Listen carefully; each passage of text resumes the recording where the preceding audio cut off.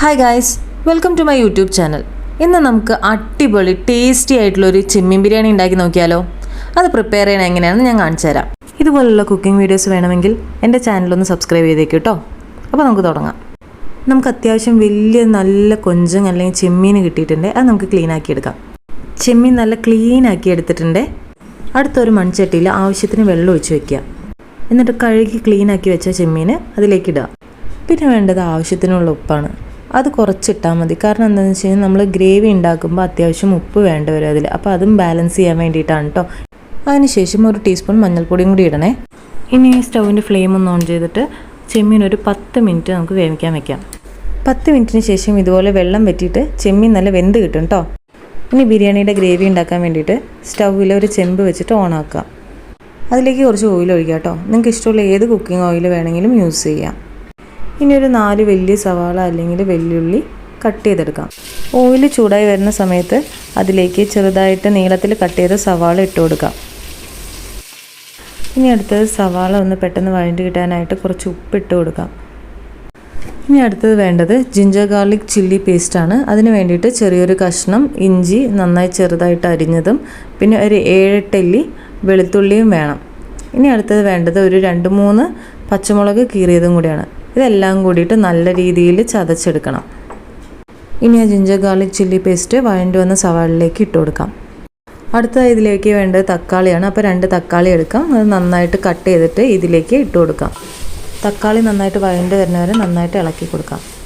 ഇനി ഗ്രേവിക്ക് വേണ്ടിയിട്ടുള്ള മസാലാസ് ഇടാണ്. അതിന് വേണ്ടിയിട്ട് ആദ്യം തന്നെ 2 ടേബിൾ സ്പൂൺ മുളക് പൊടി ഇടണം. പിന്നെ നെക്സ്റ്റ് വേണ്ടത് കാശ്മീരി ചില്ലി, അതൊരു കളർ കിട്ടാൻ വേണ്ടിയിട്ടാണ് കേട്ടോ. അപ്പോൾ കാശ്മീരി ചില്ലി പൗഡർ ഒരു ടേബിൾ സ്പൂൺ ഇട്ട് കൊടുക്കുക. അത് കഴിഞ്ഞ് മഞ്ഞൾപ്പൊടി 1 ടീസ്പൂൺ, പിന്നെ ഗരം മസാല അതും 1 ടേബിൾ സ്പൂൺ ഏകദേശം വേണം. മസാലപ്പൊടികളുടെ പച്ചമണം മാറിയതിന് ശേഷം കുറച്ച് മല്ലിയിലയും പുതിനയിലയും കൂടി ഇട്ടിട്ട് നന്നായിട്ട് വഴറ്റിയെടുക്കുക. വഴറ്റി വന്നതിന് ശേഷം വേവിച്ച് വെച്ച ചെമ്മീൻ അതിലേക്ക് ആഡ് ചെയ്തിട്ട് നന്നായിട്ട് ഇളക്കണം. ഇനി നെക്സ്റ്റ് റൈസ് എങ്ങനെ പ്രിപ്പയർ ചെയ്യണമെന്ന് നോക്കാം. അതിന് വേണ്ടിയിട്ട് ഏത് റൈസ് വേണമെങ്കിലും എടുക്കാം. ഞാനിവിടെ ജീരകശാല റൈസാണ് എടുക്കുന്നത്. അപ്പോൾ ഒരു ഗ്ലാസ്സിലേക്ക് അത് അളന്നെടുക്കാം.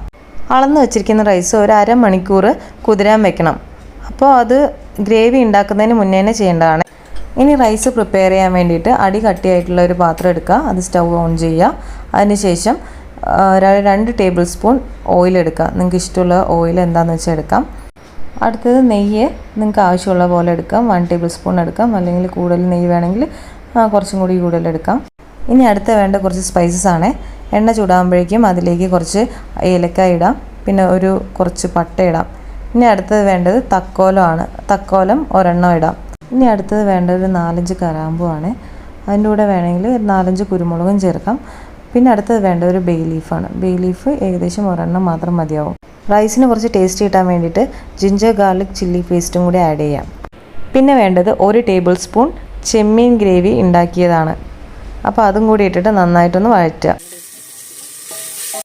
എല്ലാ സ്പൈസസും വഴണ്ടി വന്നതിന് ശേഷം കുതിരാൻ വെച്ചിരിക്കുന്ന റൈസ് എടുത്ത് കുക്കറിലേക്ക് ആഡ് ചെയ്യാം.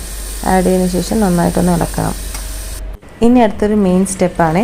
നമ്മൾ 1 ഗ്ലാസ് അരിക്ക് 1.5 ഗ്ലാസ് വെള്ളം എന്ന രീതിയിലാണ് എടുക്കേണ്ടത്. വെള്ളം ഒഴിച്ചതിന് ശേഷം ഉപ്പിടണം. ഉപ്പ് ഒരു പൊടിക്ക് മേലെ നിൽക്കണം. എന്നാലാണ് അരിക്ക് കറക്റ്റ് ടേസ്റ്റ് വരുള്ളൂ.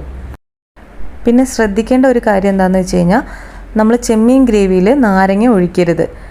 വേണമെങ്കിൽ റൈസിൽ ഒഴിക്കാം. റൈസ് തമ്മിൽ ഒട്ടി പിടിക്കാണ്ടിരിക്കാൻ വേണ്ടിയിട്ട് കുറച്ച് റൈസിലേക്ക് നാരങ്ങ ഒഴിക്കാം. ഹൈ ഫ്ലെയിമിൽ റൈസ് തിളച്ച് വരുമ്പോഴേക്കും നമുക്ക് മേലിൽ ലിഡ് വെച്ച് ജസ്റ്റ് ഒന്ന് ക്ലോസ് ചെയ്ത് വെക്കാം. ഒരു ചെറിയ ഗ്യാപ്പ് വിടണം. നന്നായി റൈസ് തിളച്ച് വന്നതിന് ശേഷം സ്റ്റൗവ് സിമ്മിലേക്ക് ആക്കുക. ചെമ്മീൻ ബിരിയാണീൻ്റെ ഇപ്പോൾ ഫൈനൽ സ്റ്റേജ് എത്തിയിട്ടുണ്ട്. ഇനി നമുക്ക് ദം ചെയ്യാം. ദം ചെയ്യാൻ വേണ്ടിയിട്ട് ചെമ്മീൻ ബിരിയാണീൻ്റെ മേളിൽ ചെറുതായി അരിഞ്ഞ മല്ലിയില ചേർത്ത് കൊടുക്കാം. മല്ലിയിലയുടെ കൂടെ വേണമെങ്കിൽ പുതിനയിലയും കൂടി ചേർക്കാം. അപ്പോൾ അടുത്തത് വേവിച്ച് വെച്ച റൈസ് അതിൻ്റെ മേളിലേക്ക് ഇട്ട് കൊടുക്കാം. എന്നിട്ട് അതൊന്ന് സെറ്റ് ചെയ്തെടുക്കാം. ചൂടോടുകൂടിയുള്ള റൈസ് ഇടാൻ ശ്രദ്ധിക്കണേ. അപ്പോൾ നമ്മളിവിടെ റൈസ് സെറ്റാക്കി എടുത്തിട്ടുണ്ട്. ഇനി അതിൻ്റെ മേളിലേക്ക് എന്തൊക്കെയാണ് ഇടണമെന്ന് പറയാം. ആദ്യം തന്നെ കുറച്ച് മല്ലിയില അതിൻ്റെ മേളിലേക്ക് ഇടുക. ഇനി കുറച്ച് കറിവേപ്പില ഓയിലിൽ വറുത്തിട്ട് റൈസിൻ്റെ മേളിലേക്ക് ആഡ് ചെയ്ത് കൊടുക്കുക. അടുത്ത സ്റ്റെപ്പ് ഓപ്ഷനിലാണ്. റൈസിന് കുറച്ച് കളർ കിട്ടാൻ വേണ്ടിയിട്ടാണ് കേട്ടോ ഇത് ചെയ്യുന്നത്. അതിനായിട്ട് 1 ടീസ്പൂൺ മഞ്ഞൾപ്പൊടി എടുത്തിട്ട് നല്ല ചൂടുവെള്ളത്തിൽ അല്ലെങ്കിൽ പാലിൽ നന്നായി കലക്കിയിട്ട് ആ റൈസിൻ്റെ മേലെ ജസ്റ്റ് ഒന്ന് ഒഴിച്ചു കൊടുക്കാം. ഇനി ഒരു ലിഡ് എടുത്തിട്ട് ചെമ്പ് മൂടി വയ്ക്കാം. ആവി പുറത്തേക്ക് പോകാണ്ടിരിക്കാൻ വേണ്ടിയിട്ട് അതിൻ്റെ മേളിലൊരു വെയിറ്റ് വെച്ച് കൊടുക്കാം. ഇത്രയും ചെയ്തതിന് ശേഷം നമുക്ക് ഫ്ലെയിം ഓൺ ചെയ്യാം.